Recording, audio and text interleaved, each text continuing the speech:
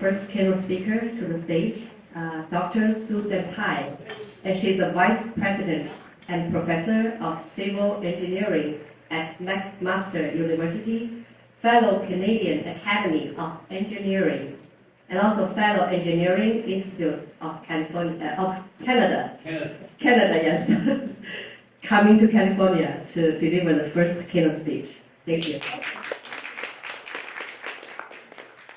Okay, so I'll get my friend here to set up my presentation. So good afternoon, everyone. It's really great to be here with you this morning or this afternoon to talk a little bit about something that I have worked on in the order of 25 plus years. So I actually started my career working for the Department of Transportation.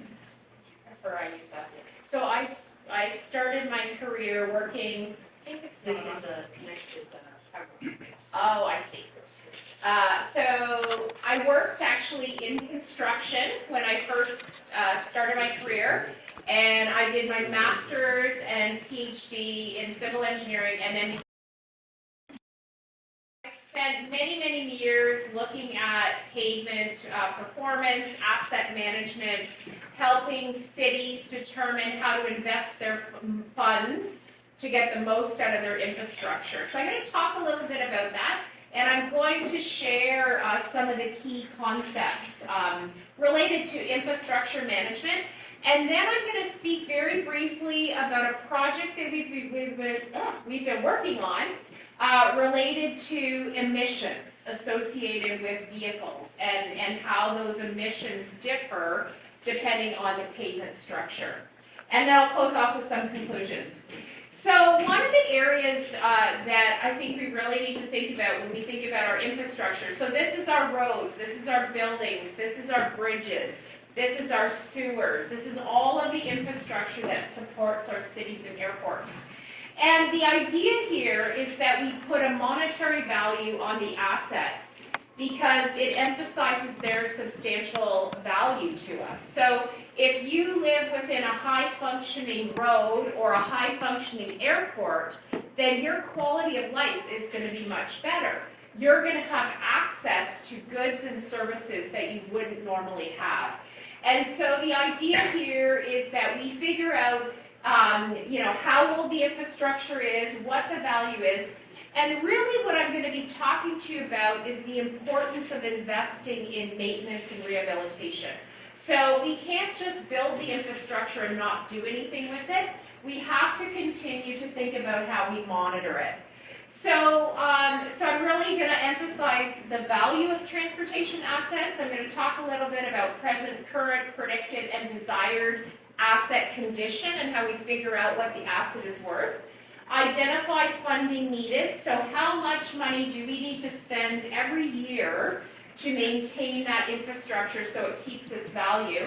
And then what are the financial risks if you don't do that? What happens if you don't actually continue to invest?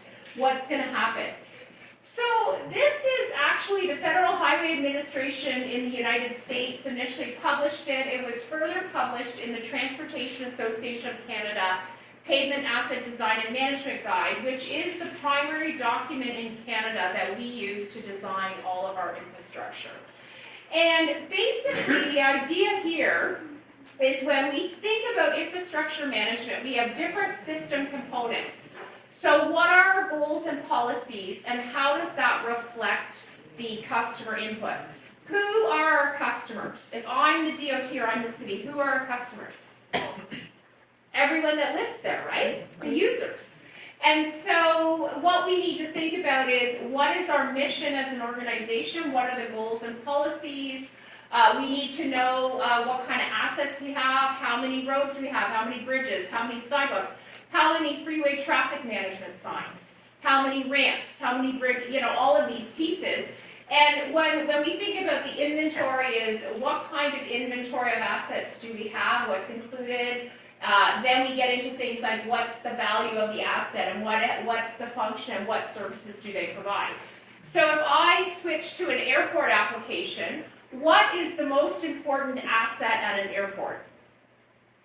Somebody tell me. What do you think? Air traffic control, but what is air traffic control managing? The planes and the runway, right? The runway is the most important asset because if the runway is shut down, everything we get congestion in the terminal because nobody can move, and there's actually a traffic management problem in the sky because the planes can't land. So this is what we start to look at is what are the value of the assets, what are the functions, what services do they provide, and we look at it from a systems approach, right? Like we have all these interconnected pieces of infrastructure, and what are the really important pieces that connect them? We think about things like condition. What's the past condition? What's the performance into the future? How do we actually predict the performance? And then we do some modeling. And we come up with different alternatives to figure out how to repair them or how to keep them in good shape. And this is where the discussion today is going to go. The JP has this technology that it actually can actually improve the infrastructure, but also do it in an environmentally friendly way. So the idea here is that we have a bunch of tools in the toolbox, and we have to figure out how to efficiently use those different alternatives. Of course, part of this is we have budgets and allocations, and we don't have unlimited budgets.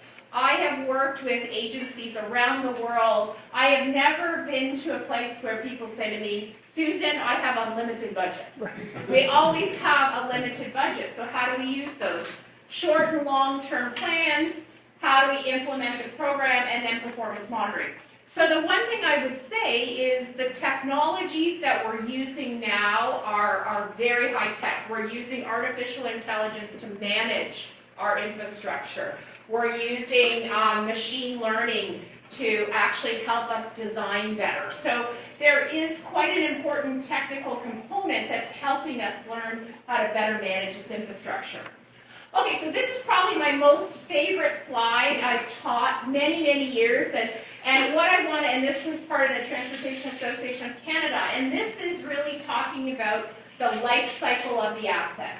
So when we come in and we think about infrastructure, we think about the entire life cycle, the planning and programming. What's in the shaded area? The type of data that we use. So we use all of this data to help us figure out the planning and programming. And then we move into design. So we start to look at these nanomaterials or high-performing materials or recycled materials and the environment and the design alternatives and sustainability. User costs we think about. So if we have to shut that highway down and we have all our users having to drive around and take alternate paths, or there's a lot of delays, that costs us, right? That costs us, those trucks are stuck in traffic and they can't deliver their loads. So we think about those things. Then, of course, we construct it, and there's data.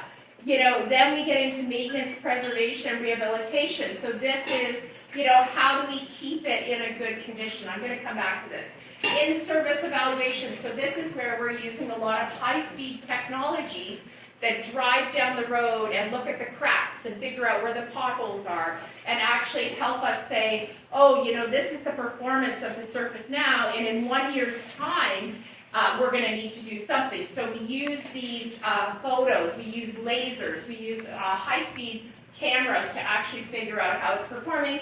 And then at the end of the life, what we're trying to do is recycle and reuse materials. So we want to really look at how we can, those materials don't end up in a landfill, that they actually are reincorporated as long as they're good. So that's the zero waste management. So we take all of this information and we feed it into a database. And this database helps us drive our decision making. It helps us determine what we should be doing and why we should be doing it and how we should be approaching it. The other research loop is really about, are the design methods, are the maintenance methods working? How, when we say, so as a civil engineer, I go into a situation and say, I am designing this bridge to last 20 years. And I'm coming back to say, did it last 20 years or did it only last 15? Or did it last 25? Or if I recycled materials, did it actually perform the way I thought it would? So one of the case studies that we've done recently for the Ministry of Transportation has been to look at vehicle fuel consumption and emissions and what significant impact they have on human health. So we know that if you live close to a facility that has a lot of traffic and a lot of emissions, and I thought this was a good example for California because I know this is a major issue in California. There's many examples I could have shared, and I'm happy to offline talk to you about some of the others, but we know there's traffic-related air pollutants, we know there's environmental damage costs. So this study that we just completed was looking at how the condition of the road affects the emissions, so what's going into the air. And we're looking at the pavement-vehicle interaction and also the excess of fuel consumption. So what we actually have been calculating here is what we call the environmental damage cost of air pollutants. And so what you can see on the left side of the graph here is a flow chart where we actually have calculated the damage from atmospheric releases. So my colleague who actually did her PhD at MIT, she's an air quality specialist, and she's been working with me on the harder side on the infrastructure. And looking at the policy or design, so for our colleagues who are in government, what are the policies and what kinds of baselines do we expect? How that actually impacts our ambient conditions, our population demographics, because obviously depending on your population, emissions could have an even higher impact on the population. What kind of health impacts would you have, and then the valuation. And here on the right are values that we were able to develop, and they look at, so these are Canadian dollars per milligram, and you can see the different types of emissions and what kind of cost is associated with those for the province of Ontario. So what am I really talking about here? Well, basically what I'm talking about is the rolling resistance can lead to excess fuel consumption and emissions. So the rougher the road, the more fuel it uses.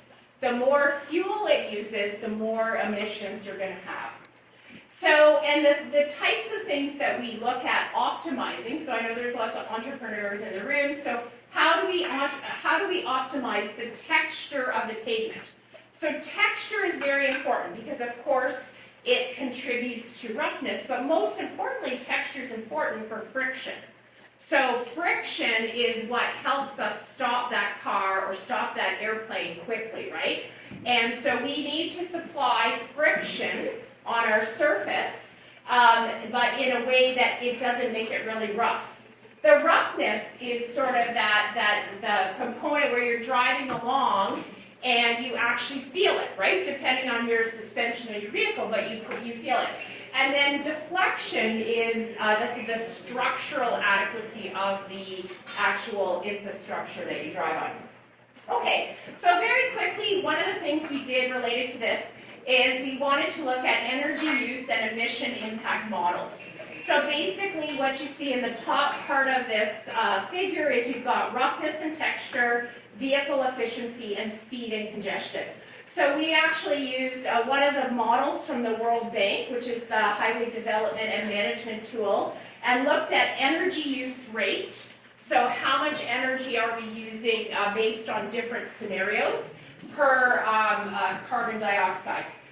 The other portion here is a program by the U.S. Federal Highway Administration, which looks at motor vehicle emission simulation, and it ultimately also gives you energy use and emissions. And then we actually plug that into a model where we look at running different scenarios for different roadways and figuring out what kind of emissions are coming, the emission impact model, and also the energy use.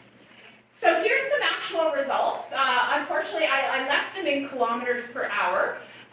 So I think 70 kilometers is about 40 miles per hour, something like that. And 100 kilometers is about 62. But the point here is what we have based on actual data from the province of Ontario, we have a percentage change in energy consumption as a function of IRI. IRI is roughness.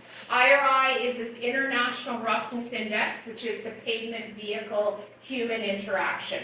And it actually is calibrated, it's calculated very sophisticatedly. So 1 is a smooth pavement, brand new pavement.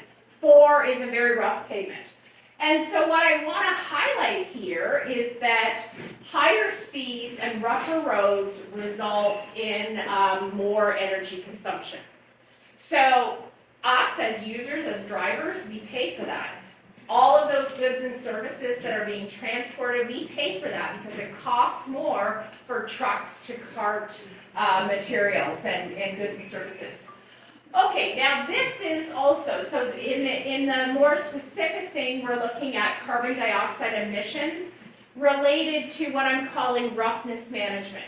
So if we have better control over the smoothness of our road, and we have smoother roads, then what we see here is that we have a lot of savings. So we can see the y-axis here is percent of carbon dioxide emissions as a function of kilogram per kilometer. And this is what I want to highlight here. So if we don't have any action, if we just leave the road and keep it and not really look at sustainable techniques, that's what we're going to get. We're going to get excess CO2 emission.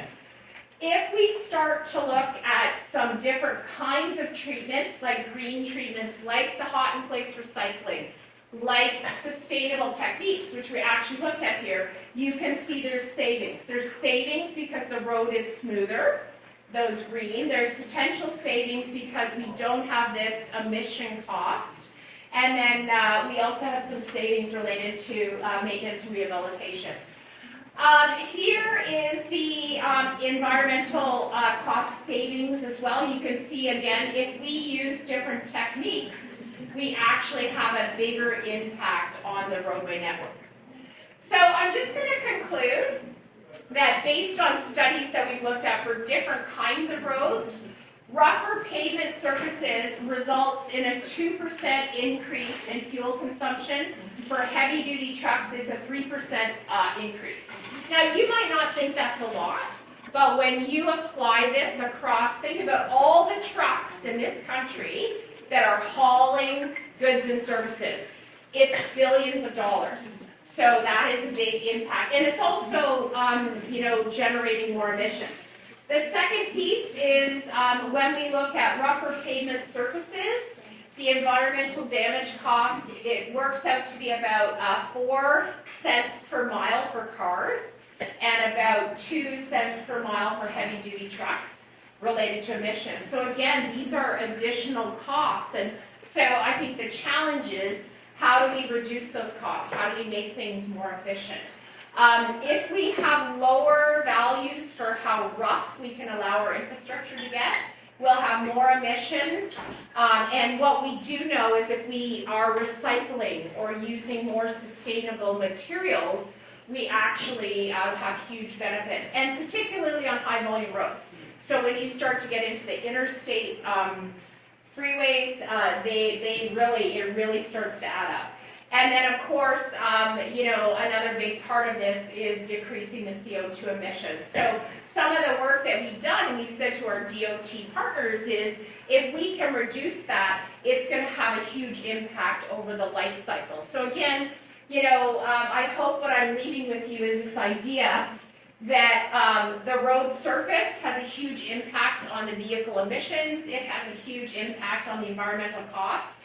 And the more traffic we have and the higher volume facilities, and I haven't shared airport information, but if you have, our major airports like San Francisco, where you've got the CODEF new generation aircrafts, the A380s, the Boeing 777s, like these costs really start to add up. We need to ensure our infrastructure is sustainable, safe, and cost effective, and so I actually strongly believe that we can use sustainable materials and designs and management practices that are cost effective and also quite beneficial. And the other thing is, one of the challenges that we've had in a lot of construction is we have typically traditionally always gone with the lowest cost. Low bidder wins, right? So low bid wins, but low bid is not always the best choice. And in fact, often it's not the best choice, because if you pay a little bit more and use some better materials, you actually get a longer life. You know, why do people buy, a Tesla, or why do people buy certain cars that they buy? Because they're not always going to buy the lowest cost. And yet, a lot of our public infrastructure is built based on lowest cost. So, I just want to leave you with an idea. Years ago, I spent my first academic sabbatical working in Australia for one of the largest contractors. And the thing that really stuck with me then, and it's really impacted everything I've done up to this point, is they had these P3 projects. They were responsible. They were building tunnels through Sydney and bridges in Melbourne. And I remember showing up for work one day, and it was pouring rain. And my boss said, we're going to send all the crew home. And I was really surprised at that, because they were there to work. And he said, well, we're responsible for this road for 30 years.